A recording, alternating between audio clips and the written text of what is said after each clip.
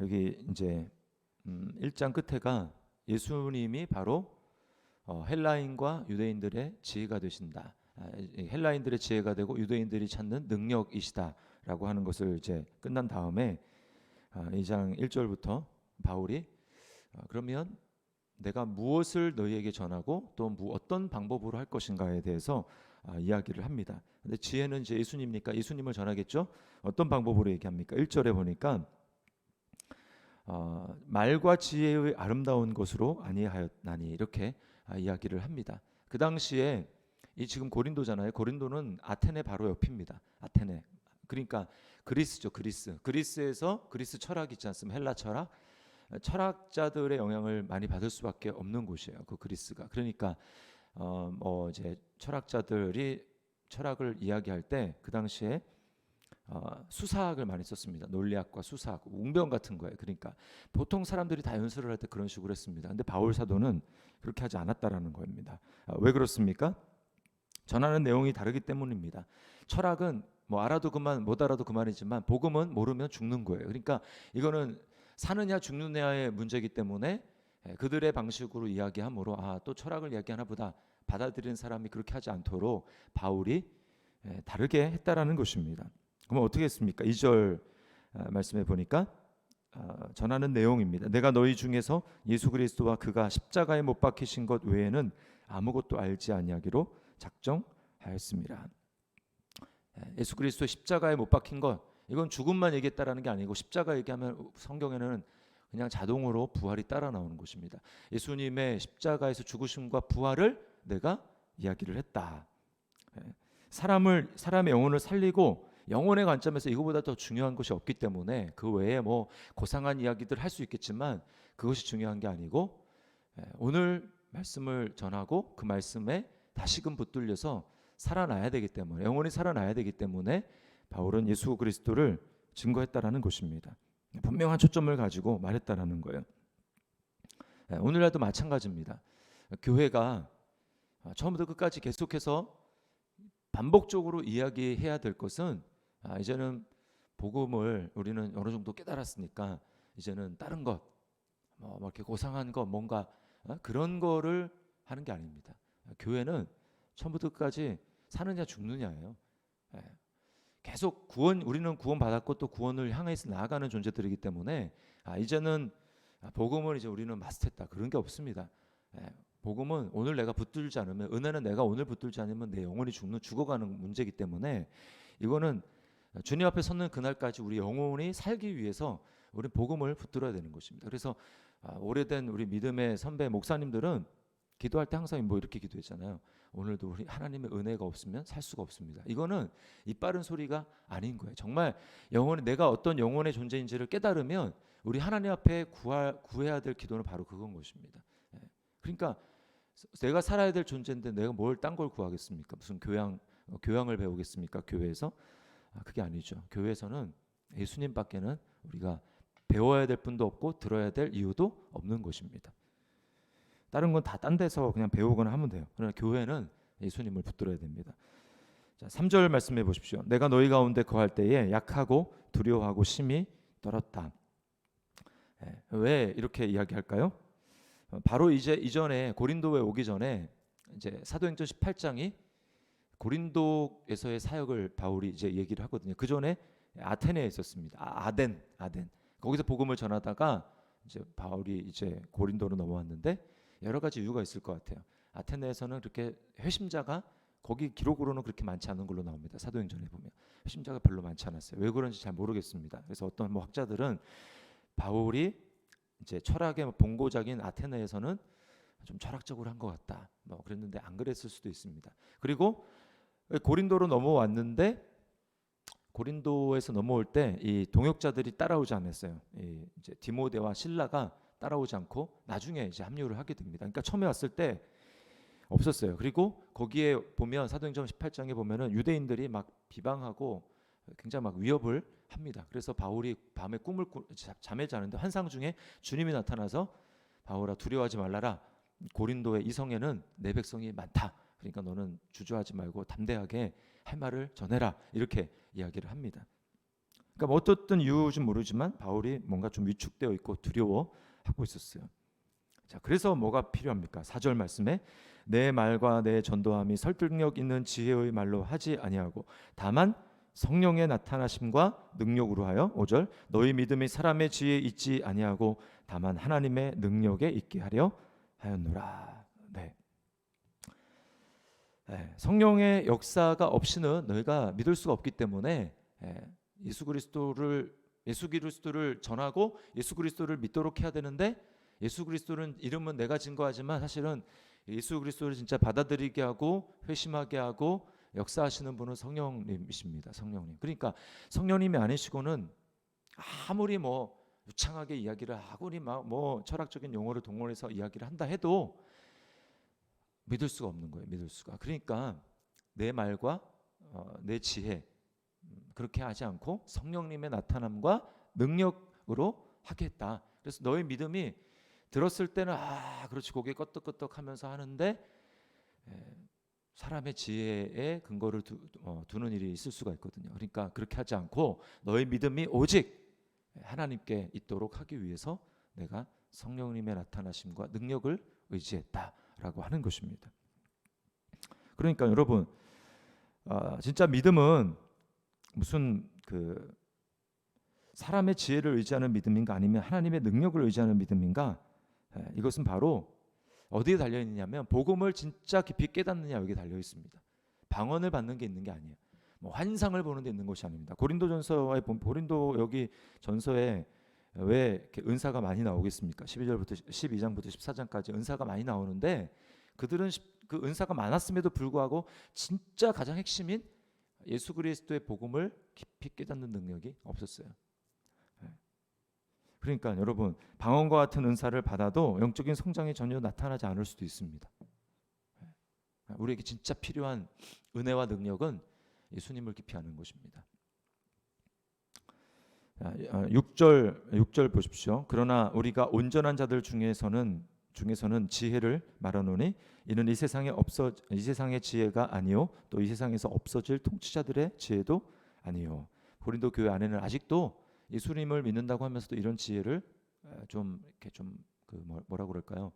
좀 갈망하는 이런 사람들이 있었단 말입니다. 그래서 바울 사도가 이렇게 얘기를 하는 거예요. 근데 7절 말씀에 오직 은밀한 가운데 있는 하나님의 지혜를 말하는 것으로서 곧 감추어졌던 것인데 하나님이 우리의 영광을 위하여 만세전에 미리 정하신 것이라.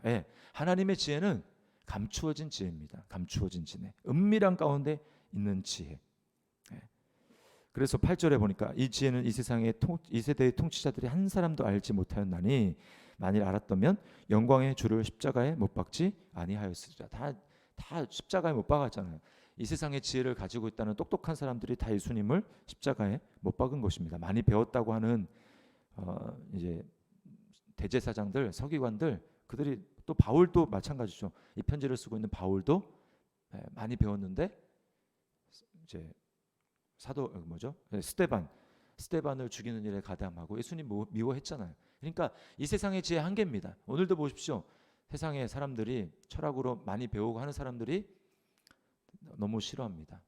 물론 교회가 잘못하는 것도 있지만 근본적으로 싫어하는 거예요. 똑같습니다. 오늘날 예수님이 오셔서 2000년 전과 같이 복음을 전한다고 한다 할지라도 똑같이 사람들은 예수님을 십자가에 못 박을 수밖에 없어요. 모릅니다. 감춰져 있는 지혜입니다.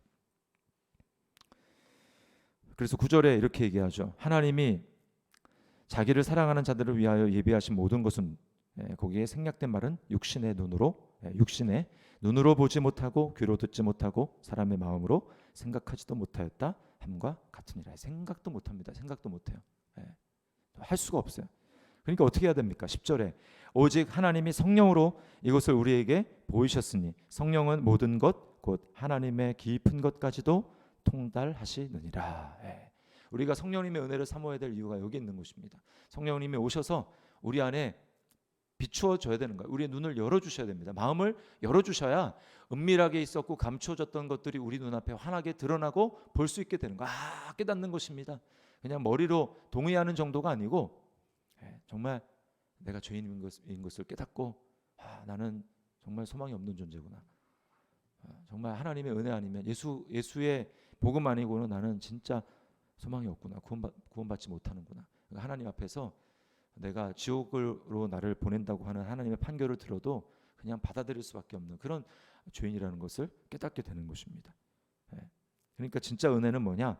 바울 사도와 같이 나는 죄인 중에 괴수다라고 고백할 수 있는 은혜, 진짜 마음속으로부터 그렇게 고백할 수 있는 사람이 있다면 그 사람이 진짜 은혜 받은 사람입니다. 눈이 열려 천국 보고 물론 이런 것도 이제 은혜지만 진짜 은혜는 그거예요. 예. 그래서 그냥 대충 그냥 그래 죄인인데 뭐 그 정도는 아닌 것 같은데, 이것도 이제 하나님이 깨닫게 하셨으니까 깨닫는 것이지만 여러분 진짜 은혜는 바로 그걸 깨닫는 것입니다. 감추어진 것이기 때문에 그래요. 하나님의 영 외에는 하나님을 알 수 있는 자가 없기 때문에 성령님이 우리에게 오셔야 우리 하나님을 알 수 있습니다.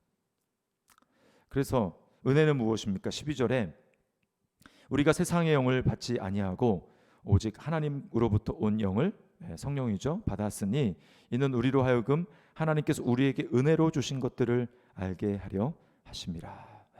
그러니까 성령을 우리가 더 충만하게 받으면 받을수록 전에는 이게 은혜인 줄 몰랐는데 이게 은혜였구나, 이걸 깨닫게 되는 거예요. 사소한 것도 은혜라. 그래서 정말 깊은 은혜를 경험하신 분들 이야기를, 간증을 들어보면 옛날에 저 할머니 이모 할머니 이런 분들 얘기를 들어보면은 어렸을 때는 이해도 못하는 그런 이야기들 하십니다. 숨 쉬며 사는 게 다 은혜다. 우리는 하나님의 은혜 주시면 젓가락 들 힘도 없다.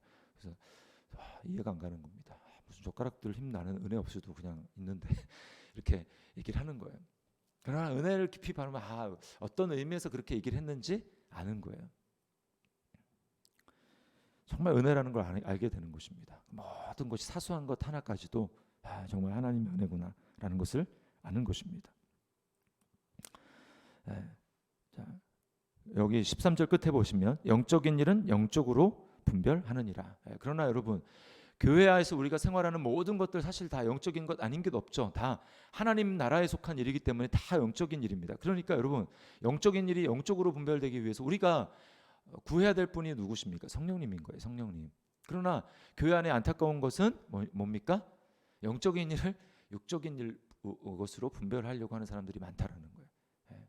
그래서 교회 안에 다툼이 있고 분쟁이 있는 것입니다. 이거 영적으로 분별해야 되는데 자신의 지식을 가지고 여전히 세상적인 지식을 가지고 세상적인 가치관을 가지고 또 자기 자신의 어떤 감정 이런 걸 가지고 영적인 일을, 하나님의 일을 하려고 하다 보니까 부딪히는 거예요. 14절에 보십시오. 육에 속한 사람은 하나님의 성령의 일들을 받지 아니하나니 이는 그것들이 그에게는 어리석게 보이며 또는 그는 그것들을 알 수도 없나니 그러한 일은 영적으로 분별되기 때문이라. 15절 반면에 신령한 자, 여기 육에 속한 사람과 반대되는 것입니다. 신령한 자는 은사가 많은 사람 얘기하는 것 아닙니다. 성령에 따라 사는 사람들이, 성령을 따라 사는 사람, 육에 속한 사람은 육을 따라 사는 사람, 신령한 자는 성령의 영에 따라 사는 사람. 신령한 자는 모든 것을 판단하나 자기는 아무에게도 판단을 받지 아니하느니라. 16절 누가 주의 마음을 알아서 주를 가르치겠느냐? 그러나 우리가 그리스도의 마음을 가졌느라. 이게 사실 얼핏 보면 이게 도대체 무슨 얘기인가 싶은데요. 이게 이사야서에 있는 말씀을 인용한 것입니다. 이사야 몇 장 하면 이사야 40장 13절 말씀을 인용한 것인데요. 거기 이렇게 돼 있어요. 누가 여호와의 영을 지도하였으며 그의 모사가 되어 그를 가르쳤으랴라고 하는 이 말을 바울 사도가 인용해 와서 우리는 하나님의 영을 받은, 그래서 성령을 따라 사는 우리는 그리스도의 마음을 가졌다라고 하는 것입니다. 왜? 신령한 자니까, 성령을 따라 사는 사람들이니까 그렇다라는 거예요. 그래서 성령을 따라 사는 사람은 어떤 사람입니까? 영적인 일을 영적으로 분별하는 사람들이다라고 이야기를 하는 것입니다. 여러분, 그러므로 우리가 예수님이 똑같은 말씀하셨어요. 요한복음에 보면 예수님이 이런 말씀하십니다. 살리는 것은 영이니 육은 무익하니라. 살리는 것은, 그게 이제 예수님이 오병이어 사건을 일으킨 다음에 사람들이 예수님이 내가 하늘로부터 내려온 떡이다. 너희들이 지금 오병이어 사건을 경험하고 육신의 떡을 먹은 거 가지고 나를 막 임금 삼으려고 하는데 그 떡 먹어서는 다 죽는다. 근데 너 하늘로부터 내려온 진짜 떡은 난데 너희가 내 살을 먹고 내 피를 먹어야 너희가 죽지 않고 살 수 있다라고 하니까 그들이 못 알아듣는 것입니다. 갑자기 이제 못 알아들어서 갑자기 무슨 얘기하는 거냐? 우리는 사람을 죽이는 사람도 아니고 식인종도 아닌데 우리가 어떻게 살과 피를 먹을 수 있느냐라고 하면서 사람들이 이제 다 떠나가죠. 다 떠나갑니다. 그때 예수님이 하시는 일이 말씀이 바로 살리는 것은 영이니 육은 무익하니라. 제자들에게 말씀하시죠. 너희도 가렸느냐? 너희도 떠나가렸냐? 눈이 가려지면 떠나가는 것이군요. 그때 뭐라고 합니까? 영생의 말씀이 여기 있으니 우리가 누구에게로 가리이까? 제자들은 알았어요. 예수님의 말씀이 살리는 영이라는 것을 알았습니다. 그러므로 여러분 우리가 이 말씀을 보면서 딱 명료해지는 것도 있습니다. 뭐냐면 예수님을 우리가 더 많이 알아야 되겠구나. 예수님만이 지혜가 되심으로 내가 예수님을 더 깊이 아는 진짜 은혜를 사모해야 되겠구나. 이게 진짜 은혜라는 것입니다. 저는 지금도 주님 앞에 간구하는 거는 주님 제가 주님을 더 알기를 원합니다. 예수님을 더 알기를 원합니다. 이게 알면 알수록 무궁무진한 거야. 십자가 뭐 다 아는데요. 부활 다 아는데요. 이게 아닙니다.